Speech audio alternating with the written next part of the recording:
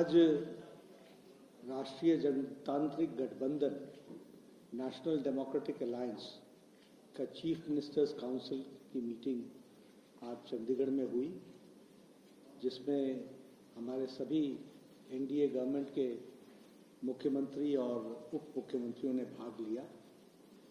कुल मिलाकर के हम ये कहना चाहते हैं कि प्रधानमंत्री जी ने इस बात पर जोर दिया, बल दिया कि लोगों को गवर्नेंस से उनके समस्याओं का सॉल्यूशन होना चाहिए और जो प्रशासन है उसकी मूल अवधारणा में जो उसकी स्पिरिट है वह इस बात पर निर्भर करती है कि हम लोगों के ग्रीवेंसेस को किस तरीके से रिड्रेसल करते हैं। और इसलिए इस बात का प्रयास होना चाहिए कि हम pro people, proactive, good governance P2G2 इस पर हम ध्यान दें और इसको हम आगे बढ़ाएं। इसी दृष्टि से आज 17 मुख्यमंत्री और 18 deputy chief ministers council of ministers में एनडीए के अलायंस में इस मीटिंग में इकट्ठा आए। इसमें सबसे महत्वपूर्ण बात यह है कि 1975 के पश्चात नॉन कांग्रेस गवर्नमेंट की प्रेजेंस इतनी भारी मात्रा में जो देश के विकास के लिए और देश को प्रगति की ओर ले जाने के लिए जिन लोगों ने आगे बढ़ने का जो प्रयास किया है वो आज इस काउंसिल ऑफ मिनिस्टर्स में हम लोगों को देखने को मिला है। एक बहुत बड़ी संख्या में नॉन कांग्रेस फ्रंट, जिसे हम एनडीए कहते हैं, राष्ट्रीय जनतांत्रिक गठबंधन कहते हैं, उसकी प्रेजेंस देश की प्रगति के साथ किस तरीके से आगे बढ़ रहा है उसकी ये काउंसिल जीती जागती मिसाल है। कुल मिलाकर इस कॉन्फ्रेंस में 6 प्रस्तावों पर चर्चा हुई और सर्वसम्मति से प्रस्ताव पारित किए गए। पहला प्रस्ताव जो महाराष्ट्र के मुख्यमंत्री सम्मानीय एकनाथ शिंदे जी ने रखा वह है हरियाणा का जो जीत प्रधानमंत्री मोदी जी के नीतियों के कारण और जिस तरीके से हरियाणा के चुनाव में झूठ को फैलाने का विपक्ष ने प्रयास किया था, इंडिया अलायंस ने प्रयास किया था, उसको मुंहतोड़ जवाब मिला है। किसानों का साथ हरियाणा में भारतीय जनता पार्टी को मिला, आशीर्वाद मिला। नौजवानों का साथ भारतीय जनता पार्टी को मिला, खिलाड़ियों का साथ भारतीय जनता पार्टी को मिला और आम नागरिक ने बढ़ चढ़ करके हिस्सा लिया और हमारा सीट शेयर भी और हमारी सीट टैली भी दोनों भी हमारी बढ़ी और 2019 को सरपास किया। इस पर सर्वसम्मति से प्रधानमंत्री मोदी जी को धन्यवाद दिया गया और बधाई के साथ हरियाणा की जनता को साधुवाद और धन्यवाद दिया गया कि उन्होंने जो आशीर्वाद भारतीय जनता पार्टी को दिया है। एक प्रस्ताव आदरणीय राजनाथ सिंह जी, भारत के रक्षा मंत्री, उन्होंने रखा। वह प्रस्ताव था कि हम संविधान का अमृत महोत्सव मनाएंगे। 2025 संविधान को लागू हुए 75 साल हो जाएंगे और इसलिए उसमें छोटे बड़े कार्यक्रम मिलाकर हम संविधान वर्ष अमृत महोत्सव बनाएंगे और अमृत वर्ष मनाएंगे और उसके दृष्टि से संविधान की बारीकियों पर किस तरीके से देश में संविधान आगे बढ़ा है और उनके विषयों को जनता को जागृति कराने का काम करेंगे।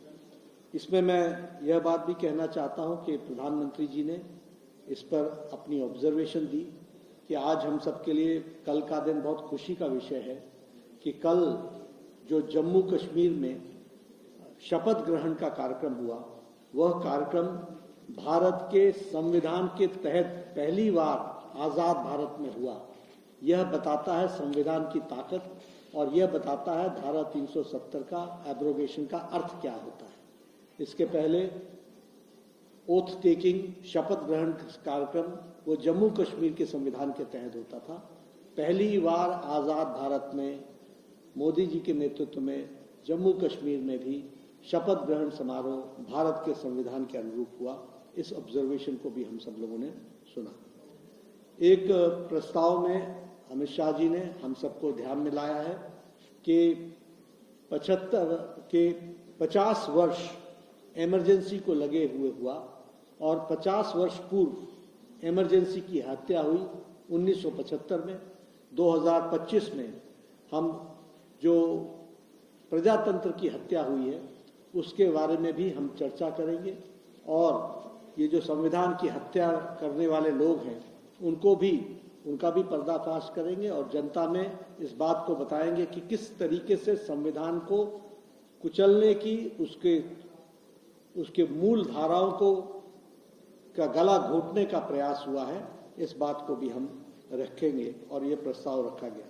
इसके साथ साथ भगवान बिरसा मुंडा का अगले वर्ष 150वां वर्ष और उसी तरीके से भारत के लौह पुरुष सरदार वल्लभ भाई पटेल का 150वां वर्ष और अगले साल ही भारत के पूर्व प्रधानमंत्री भारत रत्न अटल बिहारी वाजपेयी जी की जन्म शताब्दी यानी 100 वर्ष पूरे करने का सेंटेनरी सेलिब्रेशंस हम मनाएंगे।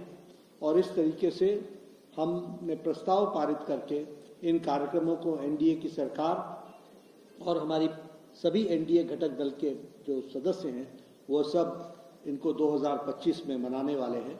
इस रेजोल्यूशन के साथ इस बैठक में चर्चा हुई है। मैं यहाँ यह भी बताना चाहता हूँ कि आत्मनिर्भर भारत और आत्मनिर्भर भारत में डिजिटल इंडिया और डिजिटल इंडिया के साथ साथ 5 ट्रिलियन इकोनॉमी, इस विषय को प्रधानमंत्री मोदी जी के अध्यक्षता में हमारे आंध्र प्रदेश के मुख्यमंत्री चंद्रबाबू नायडू ने रखा और उन्होंने बहुत बारीकी से इस पर चर्चा की कि कैसे हम आत्मनिर्भर भारत की ओर बढ़ रहे हैं।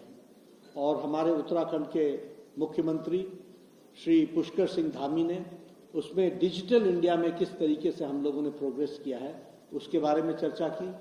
और हमारे उप मुख्यमंत्री देवेंद्र फडणवीस महाराष्ट्र के, उन्होंने इस 5 ट्रिलियन इकोनॉमी में किस तरीके से हमारा योगदान हो रहा है उसके बारे में चर्चा की और उसको रखने का प्रयास किया। यहाँ इस 5 घंटे की बैठक में सभी मुख्यमंत्रियों ने हर विषयों पर बारीकी से चर्चा की। इसमें हम लोगों ने सामाजिक विषय भी उठाए और सामाजिक विषय के साथ साथ स्वास्थ्य से जुड़े हुए विषय भी उठाए।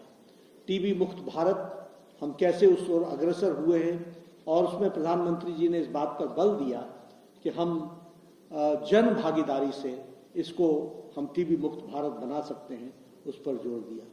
उसी तरीके से पर्यावरण में हम लोगों ने जोर दिया कि हम एक पेड़ माँ के नाम, यह एक जन आंदोलन के रूप में चले और यह पर्यावरण का सामाजिक आंदोलन बने। इसके लिए हम लोगों ने चर्चा भी की और प्रेरणा हम अपने अपने प्रदेशों में इसको आगे बढ़ाएं, इस बात को रखा गया।